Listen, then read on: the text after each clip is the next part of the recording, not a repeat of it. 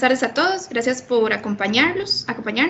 Les saluda Alejandra Bendaño y de parte de Acebanacio les damos la más cordial bienvenida. Para conocer hoy sobre este tema importante que queremos traerles, que es acerca de las responsabilidades que conlleva pertenecer a una junta directiva y sus puestos, para esto contamos con la presencia del señor Kendall Ruiz. Él es socio director de la firma regional Acelecom Abogados, licenciado en Derecho, especialista en Derecho Notarial y Registral.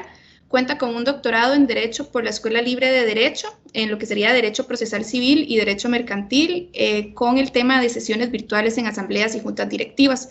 Actualmente se encuentra cursando una maestría en Derecho Empresarial en la ULACID. Así que hoy contamos con todo un experto en el área y le damos la más cordial bienvenida a don Kendall. Muchas gracias por acompañarnos. ¿Cómo está? Muchas gracias, Alejandra. Muchísimas gracias a Acebanacio también que promueve estas capacitaciones y a los asociados que están interesados. Para mí es un placer compartir con ustedes y me interesa mucho justamente que conozcan un poquito de este tema. Esta presentación, inclusive, que les voy a compartir, es una presentación que se hizo en el Colegio de Abogados, donde estamos capacitando a abogados y estudiantes en Derecho sobre asociaciones solidaristas. Y voy a hacerlo de una manera rápida, sencilla, sintética, para que ustedes tal vez entiendan un poco sobre lo que son los miembros de junta directiva y también un poco del trasfondo de lo que pasa en una asociación solidarista, porque a veces escuchamos muchísimas cosas y no propiamente comprendemos o entendemos cómo opera, cuál es el trasfondo de una asociación solidarista. Como ven, aquí les voy a dejar para que vean cómo era que se desarrollaba o se desarrolla la temática de esta presentación, que es la historia de las asociaciones y demás, el rol patronal, la ley 6970, las asambleas, y el temario, que es del día 2, que son las sesiones de junta directiva y algunos aspectos importantes de las asociaciones solidaristas. Entonces, ¿qué es lo que vamos a hacer? En historia, se los voy a resumir. Básicamente, las asociaciones se crean para pelear contra los sindicatos de una otra manera, pero para mitigarlas más bien, porque los sindicatos estaban creciendo mucho. Eso es una de las razones históricas de fondo que no se menciona, pero es una de las razones de ser que se da. Tan así es, inclusive, que en el artículo 8, en el literal DIE, hay prohibiciones expresas de que los sindicatos hagan su función de sindicatos y la asociación solidarista no se puede meter en esos temas de los sindicatos. Es un tema que, no, como les digo yo, no es como algo muy mencionado y es un secreto a voces con respecto al tema de las asociaciones solidaristas o las ASOS. Otro punto importante es que a nivel económico movemos demasiado dinero como asociaciones solidaristas. Imagínense que para lo que es el 12% del Producto Interno Bruto de Costa Rica, que equivale a 6.425 millones de dólares, es lo que movía justamente para el año 2017. Y esta cantidad de dinero que se mueve ha ido incrementando este año, pues es muy probable que eche un poco para atrás por la situación que hemos vivido y también el tema de afectación al sector privado, que ha sido muy grande. Entonces puede que tengamos alguna afectación y también con algunas luchas que ya estamos teniendo con algunas leyes que entraron en vigencia y que estamos tratando de interpretar si aplican o no aplican para las asociaciones solidaristas. Tenemos una ley, es una ley muy pequeña de 76 artículos, reglamentos tenemos 23 artículos en ese reglamento y esa ley requiere una reforma integral porque hay muchos vacíos, demasiados vacíos que hemos tenido que interpretar a través del tiempo. Tenemos normas supletorias como el Código de Comercio, por ejemplo, el artículo 197 regula lo que son los fiscales y por aquí ya nos vamos metiendo un poco con los temas de junta directiva, porque los fiscales ustedes los encuentran regulados en la ley, pero no establece cuáles son sus obligaciones, entonces nos remite el Código de Comercio. Y es algo que a veces no, y al estar Acebanacio en el sector público, uno tiene como que sacar el chip y entender que la asociación solidarista es una entidad que se regula por el principio de la autonomía de la voluntad, a diferencia del Banco Nacional, que se rige por el principio de legalidad. ¿Qué significa esto? El principio de legalidad es que yo puedo hacer únicamente lo que la ley me permite, o criterios de la Procuraduría se establecen, o directrices internas de la organización. En cambio, el principio de la autonomía de la voluntad establece que yo puedo hacer todo aquello si la ley no me lo prohíbe. Entonces, si no tengo ninguna prohibición, yo lo puedo hacer. Claramente hay algunos aspectos que uno no tiene que entrar a ver o hilar si entro dentro de ese principio o no. Y tenemos entonces que cambiar y pensar que estamos con una organización que, a pesar que nace del Banco Nacional, no es del sector público, es una entidad privada. También tenemos otro punto importante que es una pregunta que yo tengo como dinámica. Al ser tan poquito, nada más les pediría tal vez si pueden alzar la mano si ustedes han leído los estatutos de la asociación. Ahí en el sistema a ustedes se los permite, si están en computadora, creo que con celular hay algún tipo de prohibición con respecto a eso, restricción. Pero si ustedes las han leído, pueden alzar la mano, pueden comentar en el chat para yo también leerlo. Y como la sesión está siendo grabada, nada más, igual, esto no afecta muchísimo. Esta dinámica, normalmente cuando tenemos pues un foro más grande, se puede hacer la votación con esta página y entonces van saliendo las gráficas. Esta pregunta, ¿por qué decía yo he leído los estatutos? Porque resulta que uno de los problemas más grandes cuando estamos en una organización es que no leemos los estatutos. Y organización no me refiero a la asociación solidarista, me refiero a toda organización cooperativa, asociación solidarista, sociedad anónima, sociedad de responsabilidad limitada, cualquiera, y no la leemos. Y entonces empezamos a operar y tal vez tenemos alguna prohibición. ¿Qué es lo que pasa? Que la ley le delega demasiadas cosas a los estatutos y aquí empezamos a ver los temas de responsabilidades que me pidió Alejandra que les explicara sobre los miembros de junta directiva y deberes y también sus derechos como miembros de junta directiva. Los miembros de junta directiva tienen que respetar sí o sí lo que dice la ley y los estatutos. No pueden saltarse esa normativa. ¿Qué pasa? Que si hay algo que no está en los estatutos, entonces tenemos que buscar normas análogas, como ya lo mencioné, para ver si cubren estos vacíos. Acebanacio nace grande y además que nace grande es una de las organizaciones que más criterios y más opiniones ha generado en estos últimos años, porque se han solicitado criterios al Ministerio de Trabajo, resoluciones, entre otras cosas, y eso ha sido de una u otra manera positivo, porque le ha sido como un líder en el sector solidarista para asentar bases de qué hacer, qué no hacer, cómo hacer, e incluso casos que aún están en gestión para saber cuál es el norte de esto. Cuando uno saca una personería, una asociación solidarista, no puede ir al registro nacional, sino que uno va directamente al Ministerio de Trabajo, a la Dirección de Organizaciones Laborales, que es el ente que se encarga de hacer la tramitación, y el nombre es exclusivo, nadie más lo puede utilizar. Yo por más que sea asociado, yo puedo decir si soy miembro de la asociación, pero no puedo utilizarlo para fines propios míos y tratar de lucrar con ello porque tiene sanciones inclusive penales según el artículo 12, o si otra organización también lo utiliza o una federación sin que yo lo haya autorizado. De igual manera, la marca de Acebanacio está inscrita y eso es muy bueno porque no todas las asociaciones, si ustedes me preguntan, de las 1.500, Acebanacio es el grupo tal vez de 100 que tienen inscrita su marca. Son muy poquitas las que la registran. Luego también tenemos que mínimo son 12 trabajadores y tenemos que establecer los estatutos de los directores y fiscalía. Algo curioso es que el fiscal puede ser asociado o no, y eso muchas asociaciones lo ignoran, no lo saben, y además de esto el fiscal no está restringido por una norma, que es el artículo 14, de los directores o representantes. Pero hay algunos criterios que han establecido de que la naturaleza o la razón de ser de las asociaciones aplica a la fiscalía, pero la ley no lo determina. Por eso es que les digo yo que tiene tantas reformas que se tienen que hacer. En los estatutos, como mínimo, tenemos que encontrarnos con esto que tienen en pantalla. Nosotros trabajamos el año pasado para hacer una reforma integral a los estatutos que ya se hizo, para actualizarlos. Son de los estatutos más modernos en el país. Pocas organizaciones, ni siquiera la Asociación Solidarista de la Caja tiene estatutos tan modernos como los tiene Acebanacio. Sí los tienen otros que inclusive nosotros mismos asesoramos y ajustamos estos estatutos. Por ejemplo, el domicilio, algunos lo tienen muy general, ya Acebanacio lo tiene específico. Los fines y medios para lograr sus fines ya lo tienen claramente regulados. Y la junta directiva tiene que respetar estos fines. Inclusive los temas de inversión en los estatutos de Acebanacio están claros de cómo tienen que invertir, a dónde pueden invertir, qué parámetros tienen que seguir para invertir, y un miembro de junta directiva no puede saltarse esos requisitos. También cómo afiliarse y desafiliarse. No es que usted no se pueda afiliar, porque desde ser empleado usted puede afiliarse, tiene ese derecho, pero también hay algunos asociados que abusan de esa desafiliación para recibir el ahorro obrero. Entonces, al hacer esto, pues afecta de una u otra manera el patrimonio de la organización para su operativa, entonces podría establecerse un reglamento, por ejemplo, de que no tiene beneficios o créditos hasta en el tanto cumpla 6 meses. Por ejemplo, es parte de más ahora que estamos teniendo que analizar un poco más la figura de los asociados y su capacidad. Entonces, es algo que también se está trabajando como organización y la Junta Directiva no puede saltarse tampoco la normativa especial que tengamos con respecto a esto. También se tiene que establecer si se puede o no formar parte de federaciones o confederaciones. El monto mínimo de ahorro obrero, y esto se los pongo ahí, le pongo un asterisco porque muchas asociaciones creen que pueden ampliarlo y no, la ley determina que es mínimo 3 o máximo 5 y algunos creen que lo pueden disminuir. Ahorita con el tema COVID, por ejemplo, hay juntas, muchas juntas que cometieron muchísimos errores porque salió un grupo diciendo que podían suspender el ahorro obrero y eso no se puede. Entonces, ¿a quién le cae esta responsabilidad? A la junta directiva. Entonces, por eso es que la junta directiva tiene que ser como muy cauto y revisar la ley, asesorarse muy bien, ver los estatutos y ver qué puedo o qué no puedo hacer.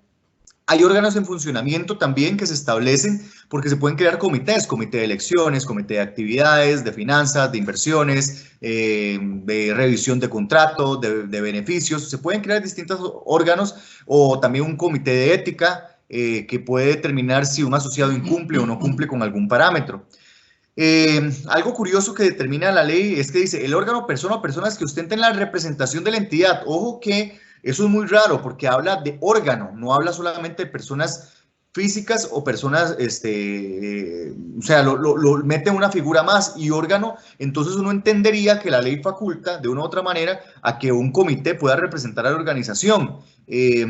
Pero bueno, eso es un tema un tanto más delicado que de hecho muy pocas organizaciones o del todo ninguna organización lo aplica, pero sí es un tema que, por ejemplo, uno cuando estudia un poco más el tema del derecho, pues entiende que esos conceptos puede que se hayan metido por ahí erróneamente o no, hubo una intención de que funcionaran. También si se tiene que disolver o liquidar, se tiene que establecer en los estatutos y también cómo se reforman los estatutos. Ahora bien, una de las preguntas que siempre hacemos nosotros en esta de las dinámicas es ¿qué considera más importante en el desarrollo de la asociación? Y aquí hay como 5 o 6 preguntas que uno establece, si los excedentes y la parte social, que todo lo legal esté en regla, la parte administrativa, la labor de la junta directiva y los asociados. Vieras que lo curioso de esta dinámica cuando lo hacemos es que los excedentes es el que lleva el primer lugar y ahí es donde se pierde tal vez el norte de lo que puede pretender una junta directiva. La junta directiva tiene que pretender tener un equilibrio en la parte social, que haya buenos excedentes para los asociados siempre que sea posible. Por poner un ejemplo, si tuviéramos una afectación donde no estamos teniendo ingresos y no hay excedentes, pues es lógico que tenemos que revisar esto. Luego también tenemos que determinar la parte administrativa, si la junta directiva está trabajando bien, los asociados y, como dice la ley, determinar que tengan un crecimiento en su nivel de vida, a nivel económico, social, educativo, entre otros puntos más. Algunos puntos de importancia tal vez que para luego entrar a ver un poco el tema de la junta directiva es el artículo 18 que establece qué es el patrimonio y recursos económicos de la asociación. Tenemos el aporte obrero, como ya lo mencionamos, que es de un 3 a un 5%, y el aporte patronal.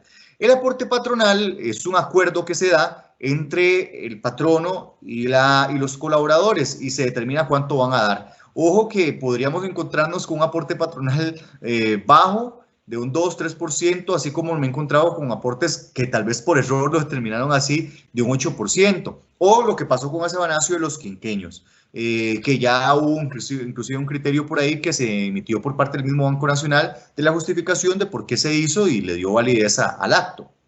Esto rompe el tope de cesantía. Las convenciones colectivas que tal vez ustedes como asociados y empleados del sector público conocen de las convenciones colectivas y saben que estaba 25 años, luego 20 y luego la Sala Constitucional determinó que es a 12 años, pues la Asociación Solidarista rompe ese tope de cesantía y pueden ser 12, 13, 15, 20 o 30 años que lo rompe. Inclusive el presidente de la Sala Constitucional lo manifestó expresamente que con las asociaciones ese tope se rompía. Entonces ahí tenemos la diferencia de la convención colectiva que otorgaba ese beneficio a una organización que por ley así se determina. Luego también, si hay alguna diferencia, el patrono tendrá que pagarla según corresponda.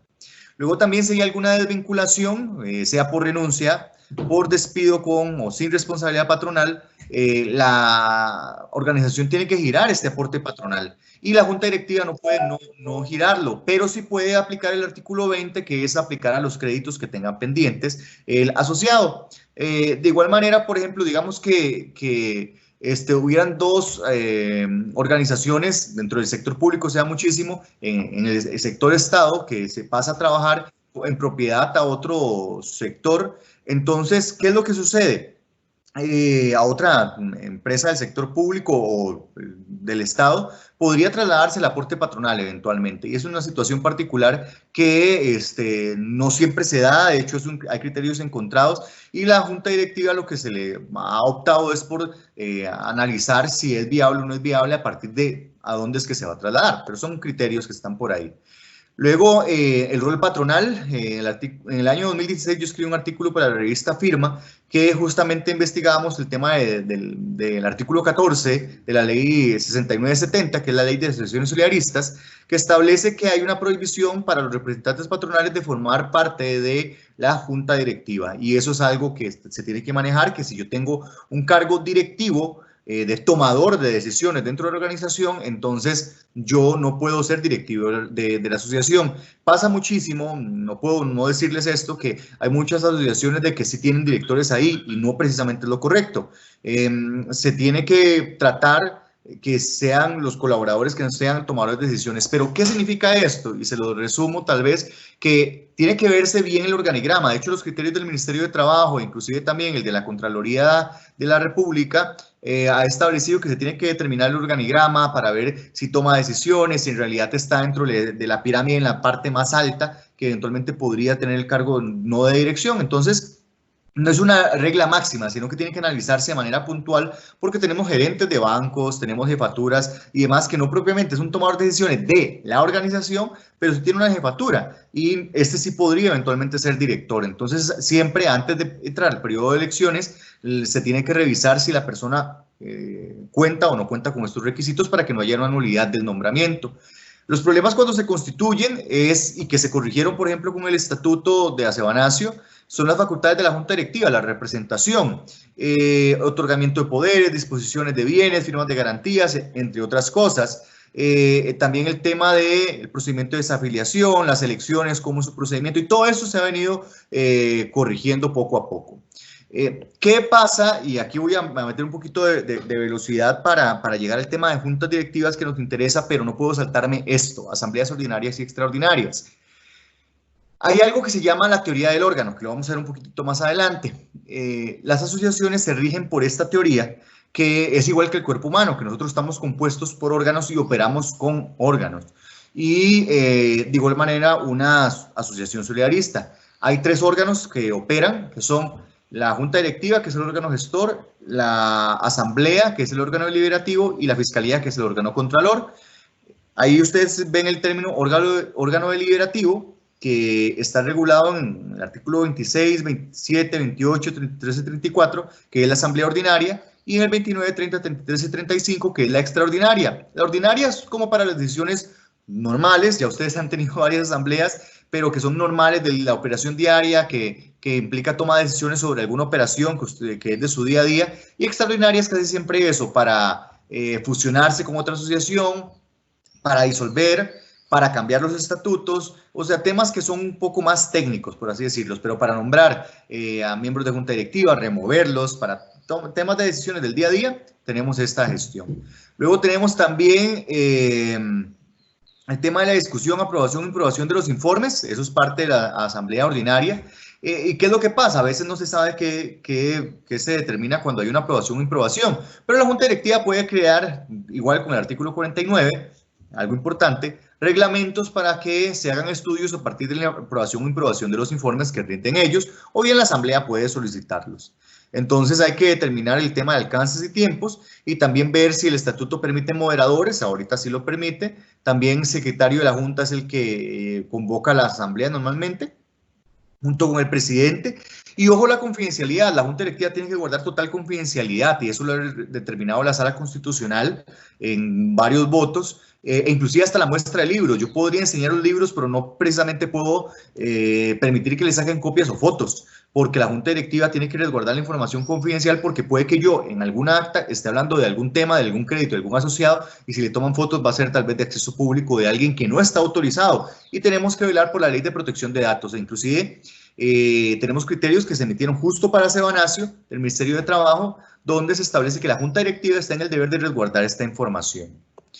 Tenemos también el tema de cómo se convocaba antes, que era en el mes de noviembre, y cuáles eran los puntos que se tenían. De hecho, esto es más o menos como estaban redactados los estatutos de Sebanacio. Ahora han cambiado y ahora son un poco más completos. El orden del día, uno no puede cambiarlo. Si el orden del día fue comunicado en tiempo, ahí es donde la junta directiva podría recibir tal vez algún ajuste que tiene que comunicarlo antes de celebrar la asamblea en el tiempo respectivo, que son 8 días, según la ley establece. Entonces, la junta directiva tiene que velar por cómo se redacta, cómo dividir la actividad social de la asamblea. A nosotros nos ha pasado que meten rifas en una asamblea que tal vez esa rifa nos llevó 2 horas y eso perdió cierto interés para los asociados. Entonces hay que dividir muy bien este tema. También separar los informes de presidencia, tesorería y fiscalía, que es uno de los deberes. El presidente, tesorero y fiscalía están en el deber de necesariamente mostrar los informes y presentarlos a todos los que correspondan y responder a todas esas preguntas que les hagan con respecto al informe. ¿Qué es lo que pasa también a veces en muchos de esos casos? Que si el informe no satisface a la asamblea está en el derecho de remover a los miembros de junta directiva. Es algo que por eso es que los directores tienen que cumplir con sus labores, y también los directores responden o civilmente o penalmente, eventualmente ante la mala acción o mala gestión que se haga, pero se tiene que determinar esa mala acción o esa mala gestión. Las elecciones, ahí ya tenemos mecanismos que hemos ido mejorando con Sebanacio.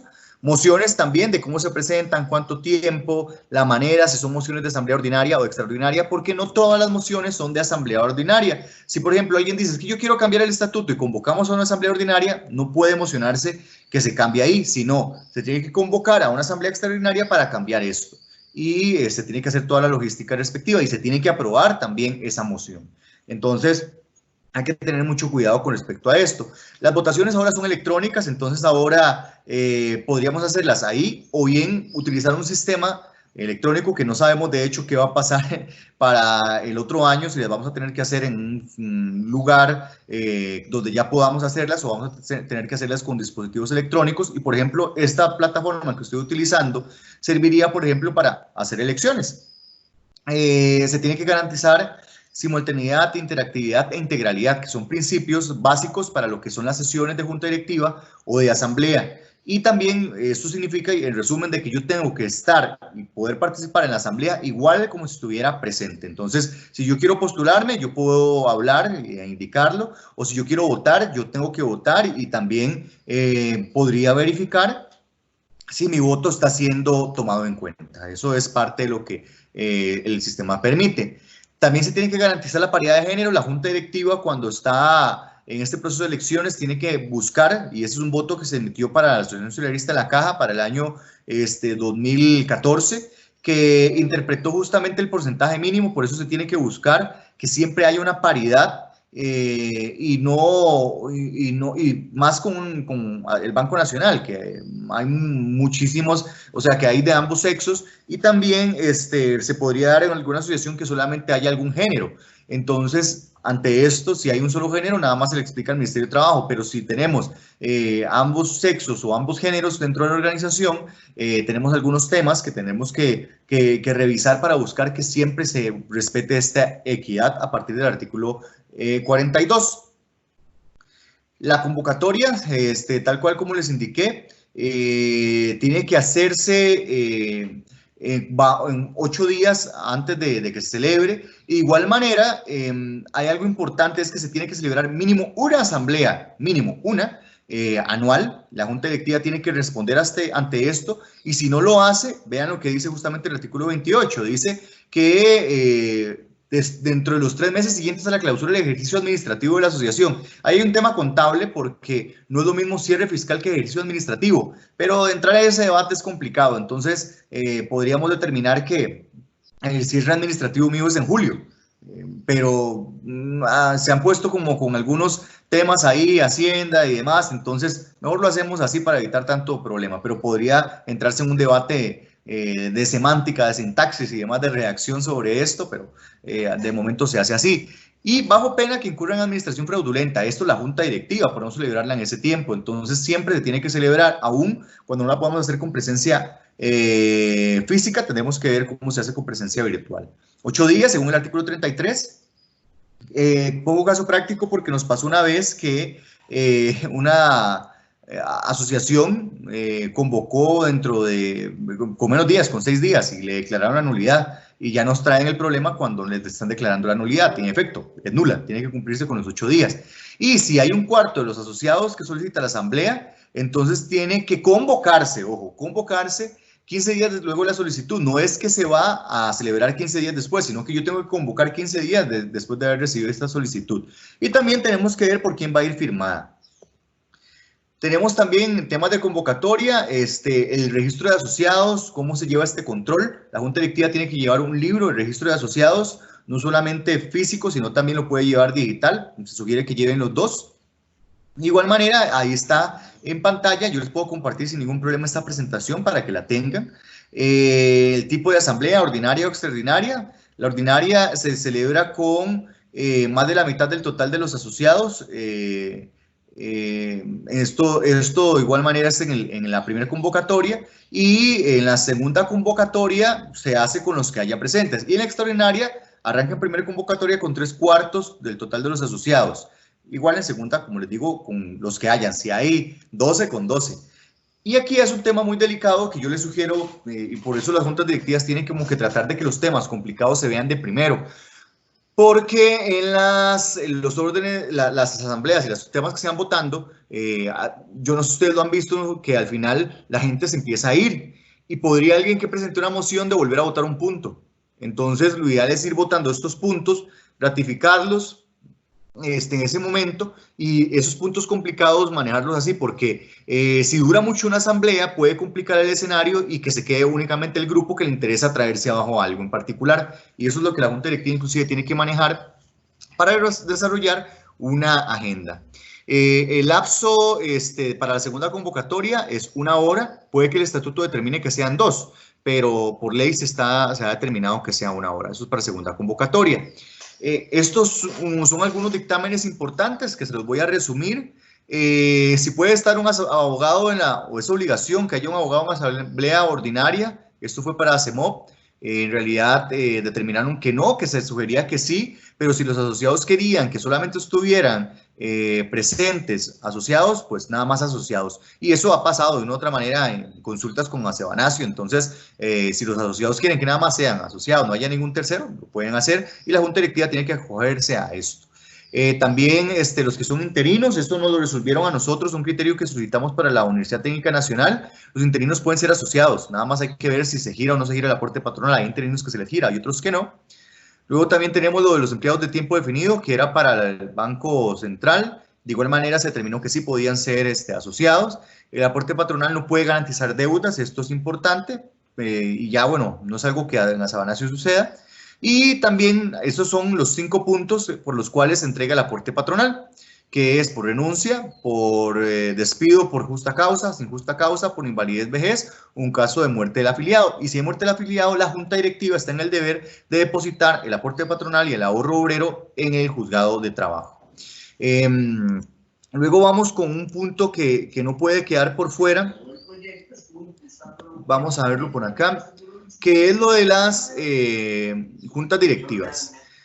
Acá, antes de entrar a ver el tema de la junta directiva, es la asamblea y su poder. La reforma y estatutos, revocar nombramientos, nombrar directores, aprobar proyectos, fondos, aspectos de rebajo. La asamblea es el órgano máximo y está sobre la junta directiva. Entonces, al estar sobre la junta directiva, esa asamblea podría remover a los directores, o sea, a la junta directiva en su totalidad. ASEX, por ejemplo, el año antepasado removió a toda la junta. Entonces, podría darse, pero hay que tener en cuenta y hay que tener escenarios que la asamblea a veces no tiene claro qué hacer. Entonces, por eso es que hay que leer los estatutos para saber cómo se procede en estos casos. y también cuál es el reglamento de elecciones para proceder en estos casos. En la junta directiva hay que tener claro que hay sesiones de junta directiva y cómo se sesiona, qué tipo de presencia. Dichosamente, de una otra manera, ya nosotros como asesores le habíamos facilitado a la junta directiva de Sebanacio que podían sesionar virtualmente y así lo ratificó el Ministerio de Trabajo desde el año 2018, antes de la pandemia, ya lo habíamos visto. Entonces pueden sesionar virtualmente. También hay que indicar qué tipo de presencia, la convocatoria hay que definirla, cómo se va a convocar, cuánto tiempo. También definir casos de urgencia, eso lo tiene que definir la junta directiva y a nivel, si los estatutos se lo delega a la junta directiva. También tenemos el tema, como les digo yo, virtual, lo que ha dicho la doctrina internacional y lo que ha sucedido también con Sebanacio, que ya hay un criterio expreso que le permite hacer esto y ahora con la pandemia, pues con muchísima más razón, inclusive el tema de celebración de asambleas. Luego tenemos el tema de la firma digital. ¿Por qué es importante el tema de la firma digital acá? El tema de la firma digital está mencionado porque cuando yo sesiono virtualmente como junta directiva, lo ideal es que la asistencia a las sesiones se firme digitalmente o cuando menos algún control que me permita a mí ratificar esto. Hubo un criterio que le emitieron a Sebanacio justamente que un fiscal consultaba que si tenían que grabar literalmente todo lo que hablaban. No tienen que grabarlo literalmente. De hecho, no hay una norma que establezca cómo se celebran las juntas, ni cómo se tienen que hacer. O sea, eso depende de cada organismo. Que si llegan con el acuerdo ya hablado entre la junta porque tal vez tienen un chat en WhatsApp, pues puede ser, no hay ningún problema con respecto a eso. Pero sí la asistencia. Podría ser como está haciendo ahorita Alejandra, que está grabando la sesión. Y al grabar la sesión, entonces ahí podemos pausar y luego grabar cuando estamos tomando nada más el acuerdo para no vulnerar datos o no herir susceptibilidades de algún punto que haya sido de debate en su momento, que no significa que sea la postura final, sino que simplemente estaban debatiendo sobre algún punto, pero también todo esto lo ideal es que esté con firma digital.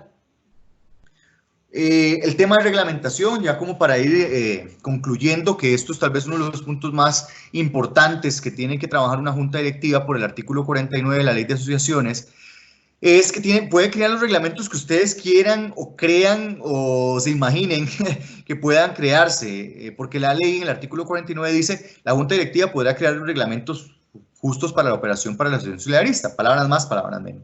Entonces puede crear el reglamento de junta directiva. En este reglamento pueden regular lo que son las sesiones, quejas, fechas de reuniones, lugar de reunión, temas de virtualidad, temas de urgencia, temas de orden, cómo van a atender las actas, qué van a grabar en las actas, cómo se va a hacer la transcripción. Y ese libro tiene que ser igual físico y lo pueden llevar virtual. También un reglamento de crédito, que justo ahorita lo tenemos que entrar a analizar para ver los temas que vamos a ver con el tema de la ley de usura, a ver si entramos con el tema o no. Hay una posición de Sebanacio de evitar que haya alguna afectación con respecto a esto. Reglamento de inversiones, tenemos un grupo de 36 asociaciones que se vieron afectados por Aldesa, entonces no es el caso justo de Sebanacio, pero para que ustedes tengan una idea, que puede generar su reglamento de inversiones donde usted ponga parámetros de qué hacer y cómo hacer y qué revisar para el tema del reglamento de inversiones, un reglamento de ahorro, donde no solamente es el ahorro que ya está, que es el ahorro obrero, sino ahorros voluntarios, del de marchamo, navideño, estudiantil, de vacaciones, de becas, o sea, no sé, hay distintos tipos de ahorros que se pueden crear. Beneficios, por ejemplo, de que si yo soy asociado, llevo un año, entonces ya te puedo tener un 30% de descuento en un hotel. Si llevo 2 años, un 45%. Por ejemplo, son algunos de los beneficios que se pueden pactar, entre otros más. El reglamento de elecciones, cómo van a ser, si van a ser antes de, como lo tienen planteado actualmente, y en las asambleas nada más se llegan a dar los resultados, cómo se presentan los currículums, cómo se presentan los asociados. También tenemos el tema de las mociones, cómo presentarlas, en qué tiempo, de qué manera, cuál correo. Igual es un tema de orden, el Ministerio de Trabajo ha avalado esto, un código de ética, también para ver cómo se van a comportar y cómo se van a dirigir los asociados y la junta directiva para con sus asociados. De igual manera podría cubrir este código de ética de otra manera a los colaboradores, un reglamento de proveedores para que no haya conflicto de intereses, el reglamento laboral de hostigamiento sexual, laboral y de discriminación, que puede ser también una política, pero lo puede generar sin ningún problema la junta directiva. Y reglamentos de comités, ahí pueden haber 40 comités, entonces hay 40 reglamentos más, y eso los tiene que generar la junta directiva. Fondos de mutualidad también, que hay reglamentos que genera la Junta, y todos estos reglamentos son modificables. Si se le tienen que comunicar o no a los asociados, la ley no lo determina, pero uno sugiere que sí, porque hay un articulito por ahí, que es el 45, que determina que si hay alguna afectación, el asociado tiene 3 días para poder impugnar esto. Entonces, es un tema de transparencia, pero igual la ley no determina eso y simplemente puede darse de una u otra manera el acuerdo. Los comités, como les digo yo, pueden haber de crédito, actividades, de eventos sociales, de elecciones, de fondo de mutualidad, tantos como ustedes quieran crear y quieran delegar, y Acebanacio lo ha intentado para que haya se involucren un poco más los asociados. La Fiscalía, el poder es amplísimo en realidad, pero es de investigación y de recomendación. No es que puede tomar decisiones por la asociación, pero sí puede convocar a asambleas si ve algún tema irregular y está debidamente justificado, claramente, ¿verdad? No simplemente porque es de antojadizo, o bien no se celebró la asamblea. Por acá, por ejemplo, se van a encontrar ustedes lo que era el anterior artículo que tenían los estatutos de Acebanacio, y justamente establecía que podía contratar un asesor legal, pero no decía quién lo tenía que pagar. Y entonces ahí hay un tema que se determina que, por ejemplo, que si hay una caja chica para fiscalía, si hay una caja chica para junta directiva, o cómo se va a determinar esto. Por último, algunos criterios de actualidad que tenemos por acá, vamos a irlos poniendo. El tema de pérdidas, por ejemplo, vean que fue un tema de Acebanacio, es un criterio para Acebanacio, que no logran ubicar una norma expresa que detalle la forma de confeccionar un acta de asamblea general, y también administrar el tema de pérdidas. La administración y junta tiene que acatar lo que dijo la asamblea cuando hay pérdidas, tal cual como lo hizo Acebanacio. Simplemente el tema de devoluciones y pago de cesantía, el aporte patronal no se toca, pero sí teniendo en cuenta del aporte obrero. Y vean lo que dice ahí: acta o junta directiva de manera no literal, pues no ubican un texto o exigencia en la ley de las asociaciones y su reglamento que determine que se tiene que hacer literal. Vean que se establece también esto en este criterio, que con esto casi que voy concluyendo, que no existe ningún tipo de reglamentación. Entonces lo ideal es que se regulen los estatutos, y también los asociados pueden acceder a la información, a este mismo criterio, justo para Acebanacio, pero tienen que respetar la ley de protección de datos, y la junta directiva que divulga esta información puede ser responsable de lo que se dé a conocer.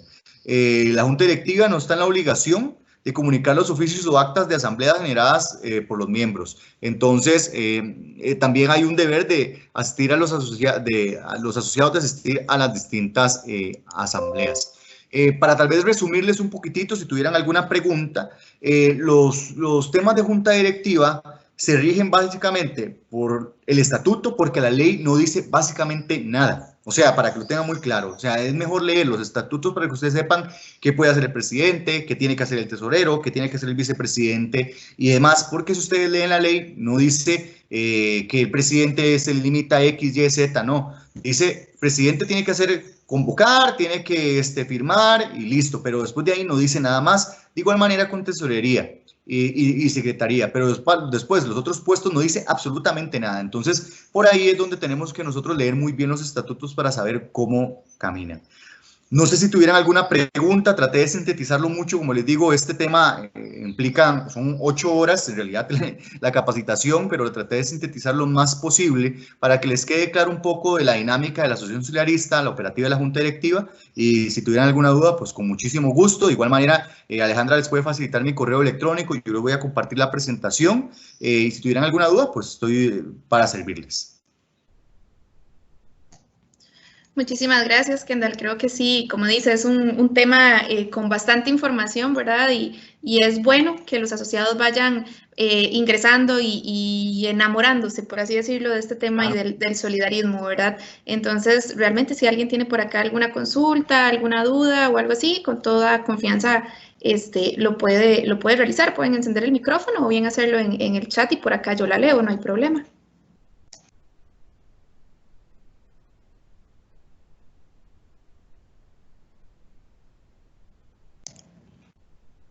Bueno, creo que no. Creo que quedó bastante claro. Sí, muy bien, Kendall. No, buenísimo. Igual se los voy a compartir a todos. Por favor. Y pueden igual visitar las redes sociales de Acelecom Abogados. Nosotros compartimos información de las asociaciones casi que a diario, no porque solamente veamos asociaciones, sino que es parte de nuestros clientes y tenemos un gran grupo, entonces ahí compartimos información que puede ser de interés. Y justo hoy, ahorita en 15 minutos, voy a iniciar con la charla justamente de la ley de usura, que es básicamente un tema que nos está golpeando un poco al sector, y además de un proyecto de ley que anda por ahí que no nos agrada para nada, que puede afectar mucho al sector. Entonces vamos a ver cómo nos unimos como grupo para defender los intereses de las organizaciones sociales. Perfecto, muchísimas gracias entonces por su tiempo, Kendall. De verdad que pues muchísimas gracias a todos por participar, y qué bueno que son temas que les interesan, y esa es la idea. Sebanacio va a continuar en esta mecánica de seguir informándonos sobre el solidarismo y más temas. Así que pues muchísimas gracias a todos, buenas noches, y les comparto la presentación en estos días.